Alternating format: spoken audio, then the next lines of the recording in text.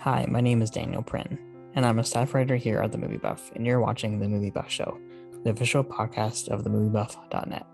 On this episode, I was one of their critics interviewing Derek Doneen, one of their showrunners, directors, and executive producers of the new Netflix docuseries Heist. Also representing The Movie Buff was staff writer Arpit and Nayak, as we have been doing some exciting interviews together lately that we will be releasing over the next couple of weeks. Luckily, he was on with me as I had some tech difficulties throughout the episode that we've attempted to edit around. Anyway, the Netflix docuseries Heist is a true crime series about a trio of heists where things from cash to luxury bourbon are stolen. The series is able to stream on Netflix and is a very entertaining watch. For the Movie Buff Show, I'm Daniel Prinn, that's Arpit Nayak, and we're talking about Heist. And here's Derek Doneen to introduce himself. I'm Derek. I am the director and showrunner of a new Netflix show called Heist. Cool. We're so excited to have you here chatting about Heist with us. Thank you. Thanks for having me. I wanted to start. I usually like to start the conversations about documentaries or docuseries just by asking what made you want to join this project and tell these stories. Well, I think we were looking at trying to tell true crime in a different way. I think a lot of the true crime that I really enjoy is pretty dark. They're mostly stories about serial killers or a broken system, and we felt like we had an opportunity to tell these heist stories, and to do so from the perspective of the people who pulled them off. So you get to root for the bad guy a little bit. You get to have some fun, sort of immersing yourself in the shoes of the people who planned these pretty extraordinary heists, pulled them off, and eventually end up going on the run. So that was always the idea. Let's flip true crime on its head. Let's do something fun with a lot of heart. Our guiding light again was to tell it from the perspective of the people who did it, which we felt was pretty unique. And so once we had that concept, then it just became about getting the access. We had a lot of stories that we loved and wanted to pursue, and we started reaching out to some folks, and pretty early just started getting, finding success and getting access to several people, earning the trust of people who've not told their stories before. We felt like we had a show, and so we developed the pitch and went from there. Okay, awesome. Arpit, did you want to jump in with yours? Sure. Derek, how long did that took you to, just come up with this 3-episode story? How long did that take you? How was the research process like? Well, I can say that we pitched the show in, let's say March of 2019. My son was 5 days old. So that's how I always remember exactly when we pitched. So March of 2019 is when we pitched. So, it's been a little over 2 years from that day until the time that it came out. But of course, we, started some of our research and development, maybe 3-4 months before that. So yeah, it's been about a 2.5-year process. Oh, that's great. Another thing which I wanted to ask you that, what the way you have presented the entire docu-series, it's very unique, because you say it from a culprit point of view, and you have presented in a way that, you won't feel like that these are the bad people actually. You will, feel like that, yeah, these are just the people who had just, became a bit greedy and they have done what they have done. So how did you come up with such approach? Well, it's sort of just in general the approach that I take as a doc filmmaker is to tell stories from a first-person point of view. It's always about a personal journey for me. Even if I'm trying to explore, some sort of social justice issue or some larger themes, really only interested in doing that if I can do it from the perspective of the people who've lived it. So we wanted to find characters that did have empathetic stories that felt like average people, a little bit more like you and me, not necessarily career criminals or, stories that had extreme violence, because then it's just, it sort of puts those characters at a distance. It's, you can't really there's not as much redemption that you can find in those stories. You know, we were looking again for people who had a lived experience that we wanted to explore and understand. You know, it's about all the things that happened in their life that led up to the moment where they made a decision that would change their life forever. And that's what we wanted to unpack. And even the casting that you have chosen is pretty impressive. You know, like it doesn't look like that they are acting, it just feel like they are character themselves. So how was the casting process like? Thank you. Yeah, we cast it all over Zoom. You know, is in the middle of the pandemic. So, you know, it was about finding people who obviously looked like the subjects. That's a big deal. You know, we sort of, as you can see, we shot around their faces for a lot of it, but you do see glimpses of their faces, and they needed to look, you know, very similar. So the audience would have the reaction that you did. You know, it felt like they were just immersed in the story. And you know, we sort of wanted a seamless transition between the interviews and the recreation and the stock footage in many cases, where it just sort of feels like one cohesive viewing experience. And casting is a big part of that. You know, we needed to find actors who had great physicality, you know, because there was no dialogue. We were relying on, you know, on their physicality, on, you know, nuances in their facial expressions, things like that. So those are the things we looked for. You know, like, do they look a lot like the subjects in the film, and then how are their mannerisms? How are they going to bring these characters to life? And we had to do all of that over a Zoom, just like this. That's really great, man. That's really great. Were there any cast members that were like hard to cast? Like you couldn't find anyone who didn't really look too much like them? It took us a while to find the Roberto Solis character in the Sex Magick story. And then when we found Patricio, he was very clearly the right guy. I remember our casting director was very excited when she found him. He was like, "I think I got the guy," and she was right. He was kind of tough. He was probably our toughest casting choice. I think we saw Emery, who played Heather, very early in the process.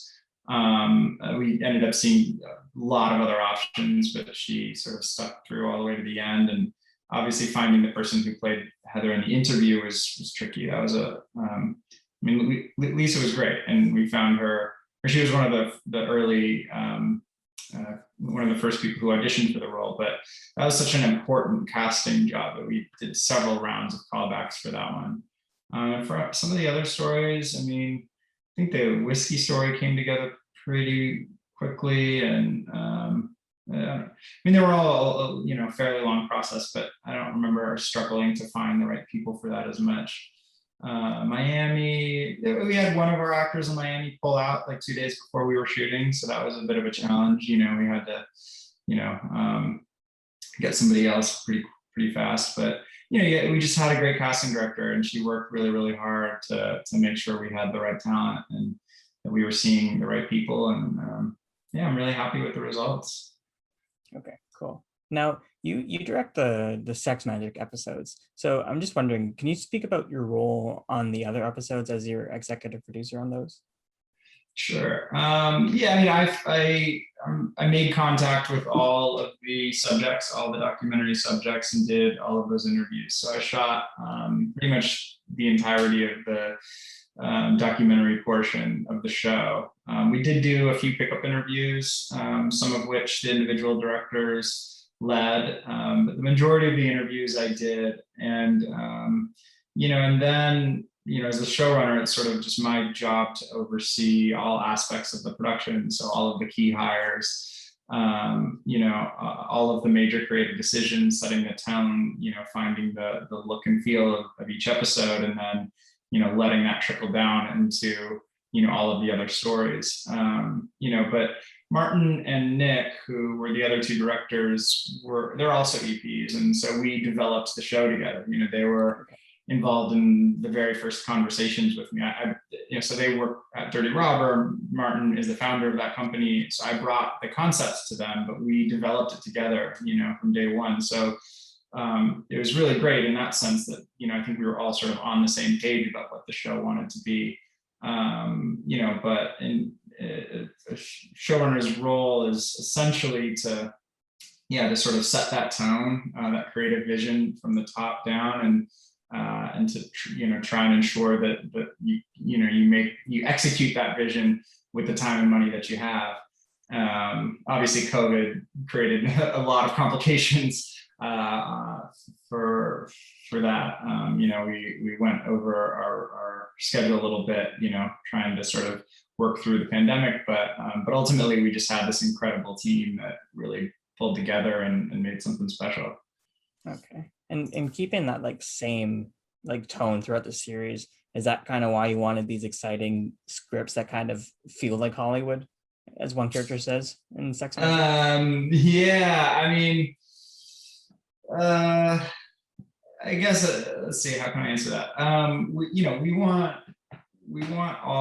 We wanted the stories to be united by tone and by a sort of basic format of the first episode taking you up through the heist, and the second episode being the life on the run, intersecting with the law enforcement's investigation. And obviously those two things colliding, at the end of, somewhere towards the end of the second episode. So that was always, the sort of the format that we were working within. Obviously, things change a little bit.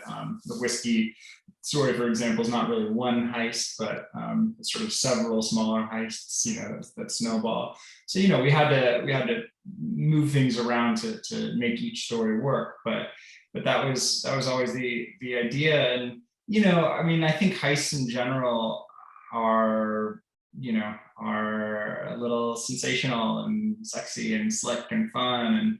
And so we leaned into that. I don't think we purposely, seeked out stories that felt cinematic. I think they just inherently are that way. But some people have pointed out that they're, that as cinematic as we made it, there's a sort of a reality that you see behind most heists that the movies don't show you, which is that some of them are very simple in their execution. Heather just drove away with the truck, right?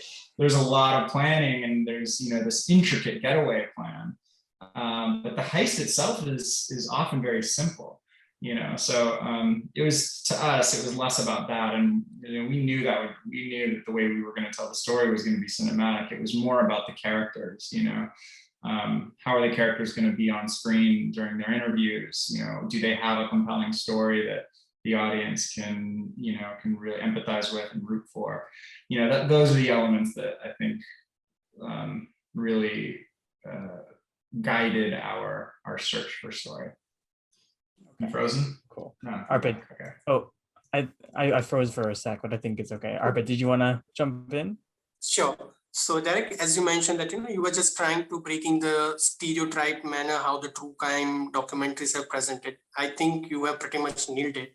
So how were you able to bring the combination of humor, thrill, and action in your writing process? And you have already mentioned that you have faced certain challenges due to the pandemic with the casting, and also there are a few people just showed up at the last minute. So did that any other challenges you like to mention us that you have faced in course of making the entire series? Thank you. I don't fully understand your second question, but I'll try and answer let me answer the first one, and then you can Sure. rephrase it. So you asked about the writing process, and in documentary, the writing process is always evolving, right? Like we start with an outline, a detailed outline of what we think the show, each episode is going to be, and then we start doing pre-interviews where we really, uncover all of the details of the story. And so that sort of helps us refine what we think the show is going to be. We do another version of the writing, and then we go do the interviews and everything changes, and then, we come back and we do a paper cut usually, and, that give sort of a guide to the editors to build from. But that process is always evolving, because what you see on the page is not always exactly what you imagine. What you see in the transcripts and put on the page doesn't always translate, when you get into the edit, and as you get in there and you see how people deliver lines and, what's really emotional for them, it's going to affect the way you cut the show. So we sort of like to say that our script isn't done until we lock picture, right? It's a constantly evolving process. So I don't know if that answers that part of your question, but that writing process is something that starts at day one and ends, on our last day in the edit. It's always happening, Yeah. So my second question was that you have already mentioned that you have started doing the casting on a pandemic time, and pretty much the casting has been done over the Zoom. So that's the one challenge that you have already mentioned. So would you like to share us few other challenges that you faced while you were making this series? It's filmmaking, documentary filmmaking especially is just one challenge after the other. I don't know if there's one that stands out, but other than some of the ones that I've already mentioned. Obviously, trying to sort of figure out a plan for when Heather made that final decision that she wasn't going to be on screen. She didn't want her image on screen. We had to decide on a solution, and we had been considering hiring an actor to deliver her lines, but there were other ideas that we considered. We considered AI, face mapping, or some other technological, blurring her face, or doing things like that. But obviously, we then had to, once we shot the interview with Lisa, which was amazing, things change, intonations change, pacing changes. So that meant re-editing those episodes, to reflect, this new performance, if you will, this new interview. So, but it's always, there's so many elements to bring this story together, that I'd say there's just little challenges every day. That's just the job, I think now that we've sort of found the language of the show, I think is what I want to say. Hopefully, as we get the chance to continue, telling these heist stories, we kind of, the show has its identity now, and that challenge, I think, has been cracked, if you will. It's been figured out. Yeah. I don't know if that answers your question. No, definitely. I think you have pretty much nailed it when you talk about the language that you were trying to conducting for the series. I think you have pretty much nailed it. Thank you. Okay, sorry guys. This computer is not very good. You're good. Now, you guys, there's so many great interviews here, Derek. So this might be a loaded question, but did you have a favorite interview to conduct? No, no. I mean, I can't pick favorites. I think they're all, it's the end of the day, like they're all real people, whose life story I have to treat delicately and with respect, and and I made personal connections with everybody that we interviewed. There's a lot of time that's invested with each of these people, outside of what you see on the screen, so to say I have a favorite is impossible. I sort of love them all for different reasons. Okay, that's totally fair. That's probably like asking myself, like, do I have a favorite interview? So that's totally fair. Yeah, I mean, there's some are more colorful than others. Plan a heist. What are you robbing and what are you doing with the money? How do you know it's going to be money? Oh. Oops. Sorry, guys. I lost you there. You asked me if I was going to plan a heist, what am I going to rob and what am I going to do with the money? And I said, how do you know it's going to be money? These days can be cryptocurrency as well. That's true. Well, what would you rob? No, I have no intention of pulling off a heist. Gosh, I don't know. It's a good question. I don't know. What would you rob?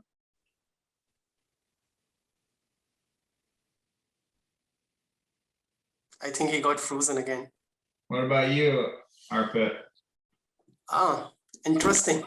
I don't think so. I want to do the heist for sure, but I think I'll try to. I don't know. I can't think of something I wish to rock, but maybe I like to rock a couple of scripts for sure. I think. What's that? Scripts? Like, what does that mean? A couple of good scripts for the film. Oh, scripts. Got you. Okay, there you go. That's a good idea. I think that will be interesting. Yeah, I think that will be interesting, because I believe that with money, maybe you cannot buy the creativity, So you should, if you want to do the heist, you should buy, steal something that worth stealing. Okay, all right.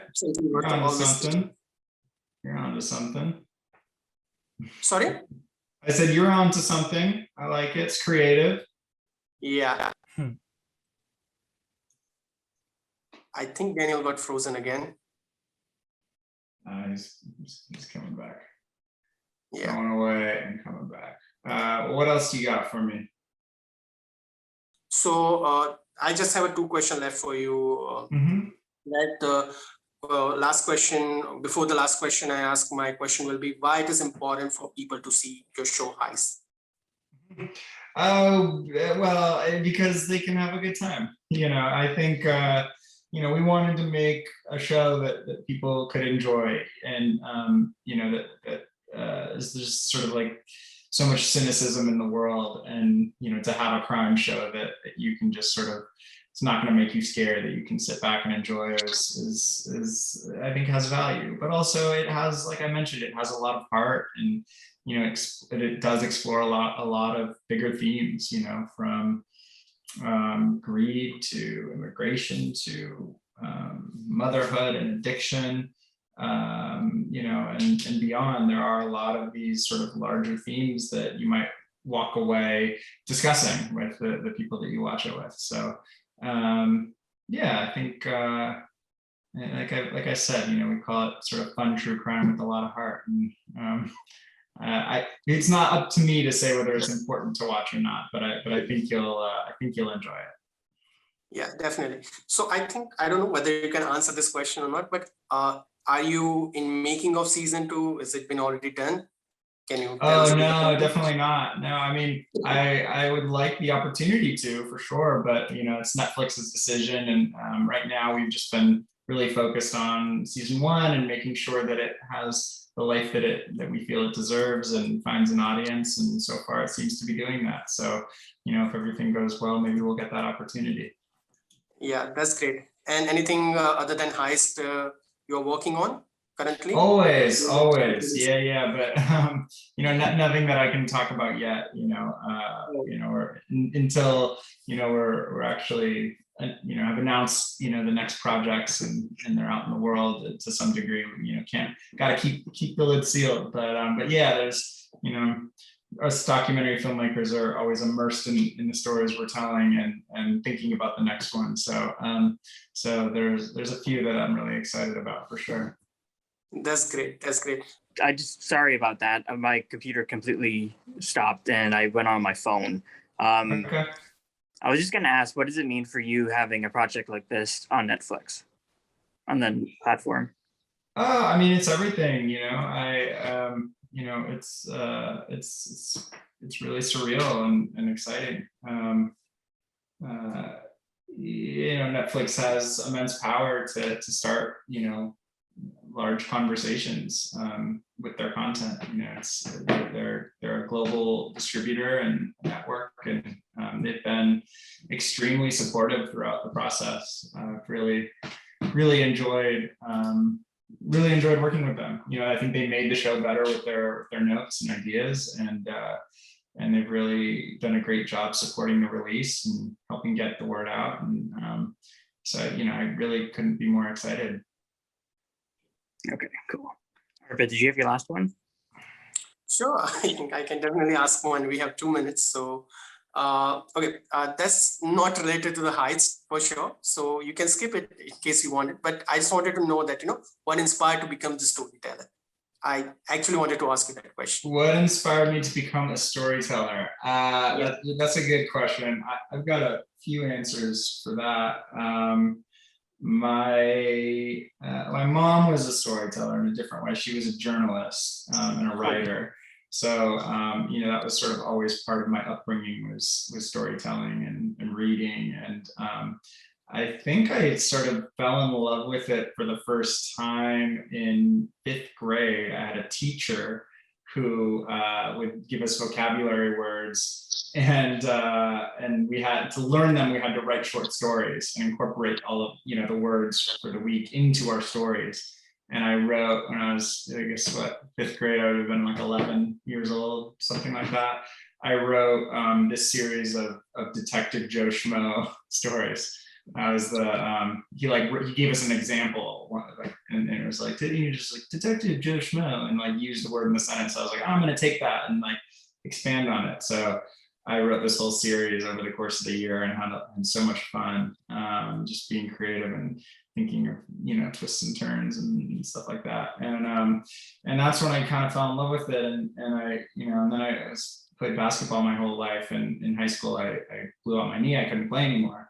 Got a bad injury. And so that's when I started making documentaries and little short films with my friends. I picked up a camera and just started shooting. And the immediacy of making documentaries, and that it's sort of this like superpower. You have this camera in your hand, and all of a sudden I could go up and have a conversation with anybody and ask them details about their life and listen to their story and their journey. And so it brings people together. It brought me closer to a lot of people, and I just fell in love with that kind of storytelling. And just built from there. In college, I was going to this club called Low End Theory. It's music night in LA. It's electronic music. And I just started shooting it. I just started filming it, and that became my senior thesis in college and film school. I made a documentary about Low End Theory. So just every step of the way, storytelling. And once I picked up a camera, documentary filmmaking was just sort of part of what I did and how I thought about, the world, is through the lens of story and how I might be able to bring it to life. That's great, man. You're doing a great work, I must say. Thank you. I really appreciate it. I think that was our time. So Derek, we just wanted to thank you for taking the time to speak with us today about Heist. Of course. Hey, thank you so much for having me, and look forward to listening to the podcast.